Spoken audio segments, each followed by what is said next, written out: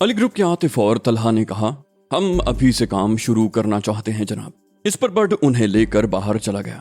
वो वापस आया तो बोला, मैंने उन्हें धंधे पर लगा दिया है, वो तो अपना काम करते रहेंगे, हम भी अपने लिए कोई काम देखें। मैंने बेपरवाही से कहा, सुबह देखेंगे, इस वक्त तो मैं सिर्फ आराम करने के मूड में हूँ। बड ने मुहक्किकाना शान से कहा, काम पर आराम को तरजीह नहीं देना चाहिए। तुमने क्राउन नाइट क्लब को क्यों नजरअंदाज कर रखा है चीफ? मैंने तहजीब से कहा, देखा, मैंने तुमसे कहा था ना कि इसके सर पर इश्क का भूत सवार हो रहा है। बर्ड ने एहतजाजी लहजे में कहा, ये क्या कह रहे हो चीफ? तुम्हें शायद ये याद नहीं रहा कि क्राउन क्लब उन लोगों का एक अड्डा है। मैंने कहा, मुझे खूब अच्छी तरह याद है बर्ड, लेकिन अभी इसका वक्त नहीं आया। मैं वहां जरूर जाऊंगा, मगर आज नहीं, कल रात को। वो बोला, बुजुर्गों ने कहा है कि आज का काम कल पर नहीं छोड़ना चाहिए। मैंने अचानक सख्त लहजा इख्तियार करते हुए कहा, तुम्हारी सजा यह है कि आतिफ और तलहा के साथ तुम भी शब्बेदारी करोगे। मुझे बर्ड पर गुस्सा आ गया था। बर्ड ने बौखलाकर कहा, कोई काम भी हो? सिर्फ पैगामात टेप करने का काम तो वो दोनों भी कर सकते हैं। मैंने कहा, वो दोनों ये फैसला नहीं कर सकते कि किस पैगाम की क्या अहमियत है। तुम ये तय करोगे और उसके मुताबिक कदम उठाओगे। बर्ड ने कहा, और अगर रात भर में एक भी पैगाम न पकड़ा जा सका तो? वो बदस्तूर बौखलाया हुआ था। मैंने कहा, तो फिर सुबह होने के बाद नाश्ता करके तुम सो जाना। चलो अब यहाँ से निकलो, मैं मजीद सवाल जवाब करने के मूड में नहीं हूँ। रात 11 बजे के करीब मैं और तहजीब सो गए और उसके बाद मेरी आंख बर्ड की आवाज पर खुली। वो कह रहा था, उठो चीफ, एक निहायत अहम पैगाम मौसूल हुआ है। मैं फौरन ही उठ बैठा। सबसे पहले मेरी नजर वॉल क्लॉक पर पड़ी जो 3 बजा रहा था। मैंने मुस्तैदी से कहा, क्या बात है बर्ड? वो बोला, पहले मुंह हाथ धोकर नींद का खुमार दूर करो, मुमकिन है तुम्हें इसी वक्त हरकत में आना पड़े। हमारी आवाजें सुनकर तहजीब भी उठ बैठी थी। बोली, खुमार के बच्चे, ये बताओ बात क्या है? बर्ड ने एक पर्चा मेरी तरफ बढ़ा दिया जिस पर बर्ड ने कुछ तहरीर कर रखा था। मैंने बर्ड से कागज लेकर तेजी से उस पर निगाह दौड़ाई। तहजीब भी मेरे शाने के ऊपर से तहरीर पढ़ रही थी। लिखा था, मार्शल, तुम्हें जनूबी अफ्रीका से आने वाली परवाज नंबर SGR 149 के जरिए सफर करने वाले एक मुसाफिर से जो कुछ वो तुम्हें दे वसूल करके हेडक्वार्टर पहुंचाना है। मुसाफिर तुम्हें ट्रांजिट लाउंज में मिलेगा। उसकी पहचान ये है कि उसने धूप का स्याह चश्मा लगा रखा होगा और उसके हाथ में एक अंग्रेजी अखबार होगा जिसे वो उल्टा पढ़ रहा होगा। तुम उससे वक्त पूछोगे जिसके जवाब में वो कहेगा कि मेरे पास घड़ी नहीं है। ये जवाब सुनकर तुम उसे वक्त बताओगे जो बिल्कुल गलत होगा। इस गलत वक्त बताने के एवज वो तुम्हें एक तोहफा देगा जिसे लेकर तुम सीधे हेडक्वार्टर पहुंचोगे। ख्याल रहे कि उस शख्स से मजीद कोई बात करने की जरूरत नहीं। मैंने बट से सवाल किया, ये पैगाम कब मौसूल हुआ है? वो बोला, आधे घंटे से ज्यादा हो गया है। दरअसल पैगाम कोड वर्ड्स में था, इसे डीकोड करने में इतनी देर लग गई। मैंने कहा, अब ये मालूम करना पड़ेगा कि फ्लाइट नंबर SGR 149 यहाँ किस वक्त पहुंच रही है। बट ने कहा, मैं मालूम कर चुका हूँ। फ्लाइट का शेड्यूल टाइम 4:50 है। इस परवास के ज्यादातर मुसाफिर BOAC के तैयारे में सवार हो जाएंगे जो यहाँ से 6 बजे परवास करेगा। मैंने कहा, ठीक है बट, ये अहम नौयत का मामला मालूम होता है, इसे देखना पड़ेगा। आतिफ और तलहा से कहो कि चलने के लिए तैयार हो जाएं। तहजीब ने कहा, क्या मुझे छोड़कर चले जाओगे? उसने अगरचे इब्तिदाई गुफ्तगू नहीं सुनी थी मगर वो मामले की तह तक पहुंच गई थी। मैंने कहा, नहीं, तुम भी साथ ही चलोगी। दरअसल ये एक ऐसा मामला है जिसके बारे में हमें कुछ भी मालूम नहीं है। हम मार्शल तक से वाकिफ नहीं हैं, इसलिए हम सब का मौजूद होना जरूरी है। 15 मिनट के बाद हम सब गाड़ी में सफर कर रहे थे। सुबह 3:30 बजे शीगुराई की सड़कें सन्नाटे में डूबी हुई थी। तहजीब मेरे साथ अगली सीट पर थी, बकिया तीनों अफराद पिछली नशिस्त पर थे। एयरपोर्ट पहुंचने तक हमें 2-3 जगह रोका गया मगर हमारे पास कागजात पूरे थे, इसलिए हम चेकिंग के मरहले से साफ गुजर गए। एयरपोर्ट के पार्किंग एरिया में पहुंचकर मैंने कार पार्क करते हुए कहा, हमारे पास 2 सूरतें हैं। या तो हम खुद उस शख्स से वो चीज हासिल करने की कोशिश करें जो जनूबी अफ्रीका से आ रहा है। जाहिर है वो मार्शल को पहचानता तो है नहीं, इसलिए उसे बआसानी धोखा दिया जा सकता है। दूसरी सूरत यह है कि हम मार्शल को तलाश करने की कोशिश करें। बट ने कहा, दोनों ही सूरतों में हमें दुश्वारियों का सामना करना पड़ेगा। ट्रांजिट लाउंज तक पहुंचना आसान नहीं होगा। अगर हम किसी सूरत में वहां पहुंच भी गए तो मार्शल वहां मौजूद होगा और उससे टकराव लाजमी हो जाएगा। मेरा ख्याल है हम इस टकराव के मुतहम्मिल नहीं हो सकते, इसलिए कि वहां से बचकर निकलने के इम्कानात न होने के बराबर रह जाएंगे। मैंने कहा, तुम्हारा ख्याल बिल्कुल दुरुस्त है बर्ड। दूसरी सूरत में हमें सिर्फ ये खतरा होगा कि मुमकिन है मार्शल हमारी नजरों से बचकर निकल जाए। मुमकिन है हम उसे तलाश ही ना कर सकें, लेकिन ये कोई ऐसा बड़ा मसला नहीं है। इस सूरत में ज्यादा से ज्यादा यही होगा कि हम कामयाब नहीं हो सकेंगे और इससे हमारी सेहत पर कोई खास असर नहीं पड़ेगा। बट ने कहा, मेरे ख्याल में मार्शल के हमारी नजरों से बच निकलने के इम्कानात न होने के बराबर हैं। मैंने कहा, हमें नहीं मालूम कि मार्शल कौन है मुमकिन है वो एयरपोर्ट के स्टाफ ही का कोई आदमी हो और हम किसी आम आदमी को ही ढूंढते रह जाएं। बर्ड ने सवाल किया, फिर क्या सूरत होगी? उसके लहजे से परेशानी जाहिर हो रही थी। मैंने कहा, सूरत यही होगी कि हम सब एक दूसरे से लाताल्लुक रहकर उसे तलाश करने की कोशिश करेंगे। बल्कि अगर तुम ट्रांजिट लाउंज तक पहुंच सको तो मसला ही हल हो जाएगा। ट्रांजिट लाउंज में तुम्हें सिर्फ उस शख्स पर नजर रखनी होगी जो जनूबी अफ्रीका से आ रहा है। जो भी शख्स उससे मिले उसे निगाह में रखो। अगर ये देख सको कि उसने क्या चीज वसूल की है तो और भी अच्छा है। बर्ड ने सर हिलाया, बोला, मैं समझ गया चीफ, तुम बेफिक्र रहो, ये काम बहुत आसान है। ट्रांजिट लाउंज तक पहुंचना मेरे लिए कोई मसला नहीं होगा। हम सब कार से उतरे और अलग अलग एयरपोर्ट की तरफ बढ़ गए। एयरपोर्ट की वसीओ अरीज इमारत रोशनियों में जगमगा रही थी। सुबह के 4:30 बज रहे थे, लेकिन उसके बावजूद भी एयरपोर्ट की इमारत बिल्कुल सन्नाटे में डूबी हुई नहीं थी, बल्कि इंटरनेशनल डिपार्चर लाउंज की तरफ तो खासा रश नजर आ रहा था। मुसाफिरों की तादाद कम और उन्हें अलविदा कहने वालों की तादाद ज्यादा थी। मैंने एयरपोर्ट पर एक सिरे से दूसरे सिरे तक चक्कर लगा डाला। एयरपोर्ट कहीं का भी हो, किसी वक्त भी वहां सन्नाटा नहीं हो सकता। बल्कि हकीकत तो यह है कि एयरपोर्ट वो वाहिद जगह होती है जहां आकर दिन और रात की तमीज करना मुश्किल हो जाता है। 24 घंटे गहमा गहमी और हमाहमी रहती है, और कुछ नहीं तो अमले के अफराद की तादाद ही इतनी ज्यादा होती है कि अगर मुसाफिर एक भी हो तब भी सन्नाटे और तन्हाई का गुमान तक न गुजरे। एयरपोर्ट बिल्डिंग का चक्कर लगाने के दौरान मैंने एक एक फर्द का चेहरा बगौर देखा, मगर ऐसा कोई शख्स नजर नहीं आया जिस पर मैं मार्शल होने का शुबा कर सकता। ठीक 4:45 बजे ऐलान हुआ कि जनूबी अफ्रीका से आने वाली परवाज अपने मुकर्रा वक्त पर आ रही है। मैंने दिल ही दिल में हिसाब लगाया, सिर्फ 5 मिनट रह गए थे। तहजीब, आतिफ और तलहा नजर नहीं आ रहे थे। बट के बारे में भी मुझे इल्म नहीं था कि वो ट्रांजिट लाउंज तक पहुंचने में कामयाब हो सका होगा या नहीं, और इस ख्याल के साथ ही मुझे एहसास हुआ कि मैंने ये काम बड को सौंप कर गलती की है। ये काम तो मुझे खुद करना चाहिए था। मैं मुस्तरिब हो गया। कभी कभी गलती हो ही जाती है।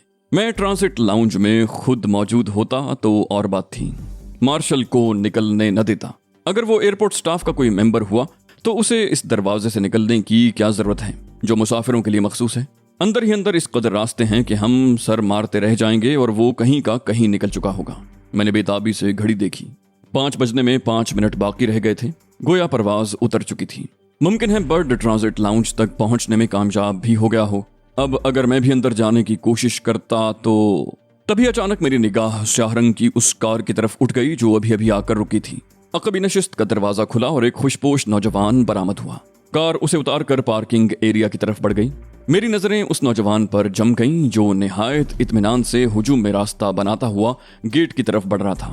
गैर इरादी तौर पर मेरे कदम भी उठने लगे। मैं उस नौजवान के करीब होना चाहता था। लाउंज के दाखिली गेट पर उसे रोक लिया गया। हर गैर मुतल्लिक आदमी को रोक लिया जाता है। नौजवान ने मुसल्लम मुहाफिज की मुट्ठी गर्म करते हुए कहा, मैं सिर्फ ट्रांजिट लाउंज तक जाऊंगा। मेरे अंकल जनूबी अफ्रीका से आ रहे हैं। मैं नौजवान से सिर्फ चंद कदम ही पीछे था, लेकिन मैं ये नहीं देख सका कि नौजवान ने कितने बड़े नोट से मुहाफिज की मुट्ठी गर्म की थी कि वो सरापा अखलाक बन गया था। मुहाफिज ने एक तरफ हटते हुए कहा, जी जरूर चाहिए जनाब, आप लोगों की खिदमत करना तो हमारा फर्ज है। नौजवान अंदर दाखिल हो गया और मैं वहां से हट आया। गेट के करीब काफी लोग खड़े अंदर झांकने की कोशिश कर रहे थे। कुछ शीशे की दीवारों से अंदर देख रहे थे, मगर वहां से ट्रांजिट लाउंज नजर नहीं आ सकता था। इन्हीं लोगों में मुझे तहजीब भी नजर आ गई। मैंने उसके अकब में पहुंचकर उसके शाने पर हाथ रखा। तहजीब चौंक कर मेरी तरफ पलटी। मैंने कहा, गाड़ी में जाकर बैठो और मेरा इंतजार करो, इन दोनों को भी साथ ही लेती जाओ। तहजीब ने सवाल किया, कोई कामयाबी हुई? मगर मैंने जवाब देने के बजाय हाथ के इशारे से उसे जाने को कहा। इस बात में कोई शुबा नहीं रह गया था कि अंदर दाखिल होने वाला नौजवान ही मार्शल था। बर्ड चूंकि आसपास कहीं दिखाई नहीं दे रहा था, इसलिए यही गुमान किया जा सकता था कि वो अंदर पहुंच चुका होगा। मैं दोबारा गेट के नजदीक आकर खड़ा हो गया। इतना इत्मीनान तो मुझे हो गया था कि अब अगर बर्ड न मिला तो भी कोई बात नहीं, मार्शल तो नजरों में आ ही चुका है। उसे एयरपोर्ट से अगवा कर लेना मुश्किल न होता, और अगर उसका मौका न मिलता तो उसे रास्ते में कहीं घेरा जा सकता था। अलग सुबह सन्नाटे में डूबी हुई सड़कों पर से किसी को अगवा कर लेने में ज्यादा दिक्कत न होती। मुझे ज्यादा देर इंतजार न करना पड़ा। शीशे की दीवार के पार बर्ड मुझे गेट की तरफ आता नजर आ रहा था। मैं गेट से और करीब हो गया। उसके पीछे मैंने उस नौजवान को भी आते देखा जिस पर मुझे मार्शल होने का शुबा था, मगर वो अभी दूर था। गेट से बाहर आते ही मैंने बर्ड को छाप लिया। कहा, जल्दी बताओ उसने क्या लिया है? वो बोला, डन हिल का पैकेट उसके कोट की दाईं जेब में है और वो। मैंने तेजी से कहा, बस इतना काफी है, कार में जाकर मेरा इंतजार करो। मैं बर्ड से दूर हट गया। नौजवान बहुत खुश और मगन दिखाई दे रहा था। गेट से बाहर निकलकर वो भीड़ में से रास्ता बनाता हुआ बाहर की तरफ जाने लगा। उस भीड़ में उसके नजदीक पहुंचना मेरे लिए ज्यादा मुश्किल नहीं था। मैं बस एक लम्हे के लिए उससे करीब हुआ था और मैं अपना काम कर गुजरा था। उसकी कोट की जेब से डनहिल का पैकेट मेरी जेब में मुंतकिल हो गया था, लेकिन शायद नौजवान को अपनी जेब हल्की होने का एहसास हो गया था। उसने अपनी जेब पर हाथ मारा और उसने पलटने में इंतहाई फुर्ती दिखाई, मगर अपनी तमाम तर फुर्ती के बावजूद वो मार खा गया था। मैं तो पहले ही उससे दूर हो चुका था। मार्शल चीखा, मेरा पर्स! किसी ने मेरी जेब काट ली है। उसकी आवाज बड़ी पाटदार थी और उसमें फरियाद थी। वो एक हारा हुआ जुआरी था, एक ऐसा जुआरी जो एक ही दांव में अपना सब कुछ हार चुका था। उसकी चीख के नतीजे में उसके गिर्द के लोग काई की तरह फट गए। कुछ पुरसाने हाल के लिए उसके नजदीक आ गए, मगर उसके चेहरे पर तो दीवानगी के आसार थे। मैं भी इस भीड़ में रुक गया। जल्दबाजी खेल बिगाड़ सकती थी। मैं उससे दूर होने की शौरी कोशिश करता तो इसके अलावा दूसरों की नजरों में भी आ सकता था, और मैं ऐसी कोई हिमाकत करने के मूड में नहीं था। वैसे भी उसकी हालत से लुत्फानंदोज होने के लिए मैं अपना थोड़ा सा कीमती वक्त तो बर्बाद कर ही सकता था। एक शख्स ने हमदर्दाना लहजे में कहा, क्या हुआ भाई साहब? इस अहमकाना सवाल ने जलती पर तेल का काम किया। मार्शल धाड़ा, मैं कह रहा हूँ कि मेरी जेब कट गई है और तुम पूछ रहे हो कि क्या हुआ। वो जो कोई भी है यहीं कहीं है। खबरदार, कोई अपनी जगह से न हिले। मैं पुलिस को तलब कर रहा हूँ। वो इस कदर बदहवास हो चुका था कि उसे ये भी अंदाजा नहीं था कि जो कुछ वो कर रहा है उसका नतीजा क्या निकलेगा। उसका इस कदर बदहवास होना मेरी समझ में आता था, लेकिन दूसरों के लिए ये मामला नाकाबिल फहम था। उसके पर्स में ऐसी कौन सी कीमती शय थी जिसके लिए वो इस कदर बदहवास हो रहा था? शायद दूसरों ने इस पहलू पर गौर करने की जरूरत भी महसूस नहीं की होगी। वो तो पुलिस का नाम सुनते ही बिदक गए थे। फिर अगर पुलिस मौजूद होती तो शायद उन लोगों को रोके रखना पुलिस के बस से भी बाहर होता। हर शरीफ आदमी पुलिस के चक्कर में फंसने से डरता है। एयरपोर्ट पर पुलिस मौजूद थी। एयरपोर्ट के हिफाजती दस्ते के जवान भी थे। जब तक वो जाए वारदात पर पहुंचे वहां एक आदमी भी नहीं बचा था। मैं भी वहां से खिसक चुका था। मार्शल पर तो यूं मालूम होता था जैसे कोई दौरा पड़ गया हो। उसने कई लोगों को पकड़ने की कोशिश भी की थी, मगर वो अकेला किस किस को पकड़ता। एगलर के एक कारिंदे को चोट देकर मैं साफ बच निकला था। मैं कार के नजदीक पहुंचा तो मैंने देखा कि बड गायब है। अभी मैं कोई सवाल भी नहीं कर पाया था कि बड नमूदार हो गया। उसने मेरे कुछ कहने से कबल ही बोलना शुरू कर दिया। बड की अपनी भी कुछ जिम्मेदारियां होती हैं। मैं तुम्हें वहां तनहा छोड़कर किस तरह आ सकता था? मैंने खुश्क लहजे में कहा, चलो कार में बैठो। बाज़ औक़ात ऐसी हरकतें मसाइल खड़े कर देती हैं, लिहाजा जो कहा जाए वही क्या करो। बड ने कार में बैठते हुए कहा, बड के मामले में तुम्हें नरमी करनी पड़ेगी, वरना तुम्हारा ये गैर लचकदार रवैया तुम्हारे ही लिए परेशानी का सबब बन जाएगा। उसे जवाब देने के बजाय मैंने कार स्टार्ट की और उसे पार्किंग एरिया से निकालने लगा। बड ने कहा, तुम कुछ नाराज मालूम होते हो चीफ। हालांकि बड तुम्हारे लिए एक कारनामा सरंजाम देकर आया है। मैंने तंजिया लहजे में कहा, यह कारनामा तो कोई भी कर सकता है। तुम्हारे सुपुर्द जो काम किया गया था वो इतना मुश्किल तो नहीं था। गेट पर मुतय्यन मुहाफिजों को मुट्ठी गर्म करके कोई भी ट्रांजिट लाउंज तक पहुंच सकता था। बड ने कहा, मैं दूसरे कारनामे की बात कर रहा हूँ, उस कारनामे की जो तुम्हारी हुक्म उदूली के नतीजे में। तहजीब ने उकताकर कहा, तुम लोगों ने क्या फजूल किस्म की गुफ्तगू शुरू कर दी है। पहले ये बताना चाहिए था कि मकसद हासिल हुआ या नहीं। मैंने तमस्खराना अंदाज में कहा, एक अदद डनहिल का पैकेट मिला है, देखना यह है कि उसमें से क्या बरामद होता है। बट ने कहा, तुमने उस शख्स को नजरअंदाज कर दिया चीफ जो मार्शल को लेकर आया था। उसका ताल्लुक भी एगलर से ही है। उसे मार्शल के मुहाफिज के तौर पर भेजा गया था। हालात पर नजर रखना उसकी जिम्मेदारी थी और किसी गैर मामूली सूरत हाल में मार्शल की मदद करने के लिए उसे मार्शल के साथ भेजा गया था। लेकिन हालात जिस तरह अचानक पेश आए उनमें जाहिर है वो कुछ भी नहीं कर सकता था सिवाय इसके कि हेडक्वार्टर को मुत्तला कर दे, और वो उसने कर दिया। मैंने हकीकतन हैरान होकर पूछा, तुम्हें ये तफसीलात कैसे मालूम हुई? ये बात थी भी हैरानी की। बट तो मेरी नजरों के सामने रहा था, अलावा उन चंद मिनटों के जिनके दौरान उसे वापस कार में आकर बैठना था, मगर वो कहीं गायब हो गया था।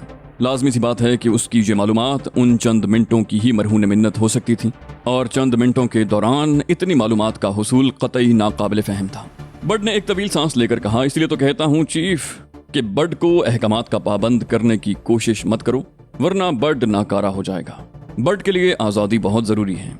उसकी ये आदत मुझे अक्सर खल जाती थी कि वो किसी बात का जवाब सीधी तरह नहीं देता था। उस वक्त उसे मौका मिल गया था, लिहाजा वो मुझसे मालूम नहीं कब कब के इंतकाम ले लेता।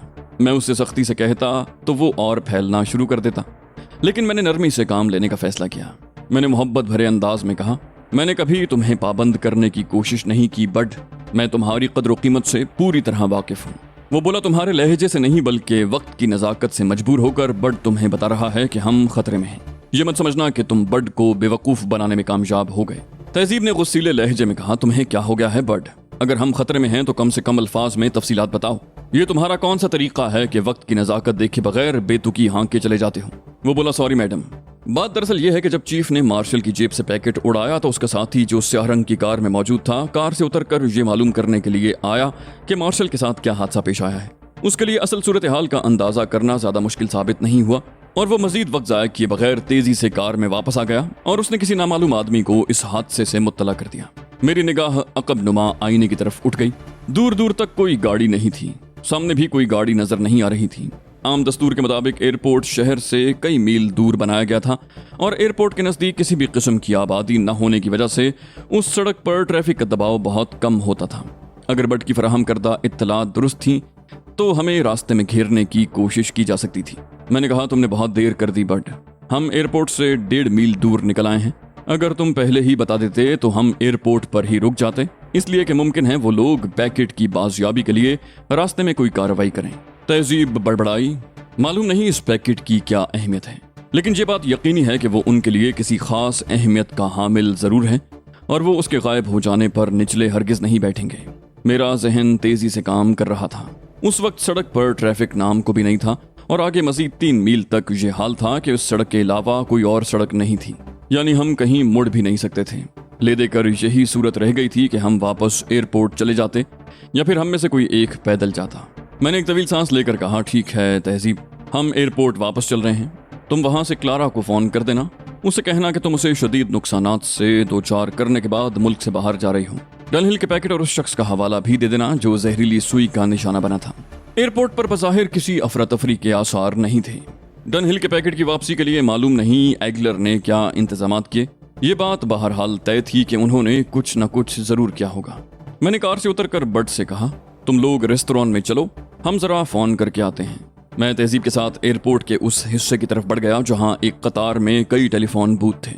میں نے تہذیب سے کہا، اس وقت وہ لوگ پیکٹ کے چکر میں پھنسے ہوں گے، لہٰذا تم اپنا کام کر سکتی ہو۔ ویسے بھی اس بات کا امکان نہ ہونے کے برابر ہے کہ کلارا کا ذہن اس طرف منتقل ہوا ہوگا، پھر بھی احتیاطاً اس سے کم گفتگو کرنا۔ تہذیب ٹیلی فون بوتھ کی طرف بڑھ گئی اور میں اس سے کچھ فاصلے پر رک گیا۔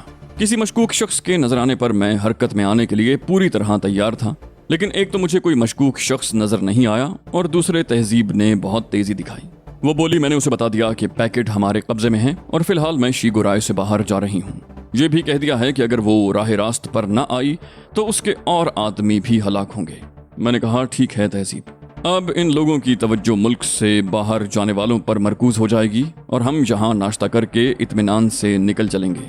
ناشتہ کرنے تک دن پوری طرح طلوع ہو چکا تھا اور راستے میں کسی خطرے سے دوچار ہونے کا امکان کم ہو گیا تھا، لہٰذا ہم ناشتہ کر کے واپسی کے لیے روانہ ہو گئے اور بغیر کسی رکاوٹ کے واپس اپنی رہائش گاہ تک پہنچ گئے۔ ہم سب یہ جاننے کے لیے بے چین تھے کہ آخر اس پیکٹ میں کیا ہے جس کی خاطر اتنی رازداری برتی گئی تھی۔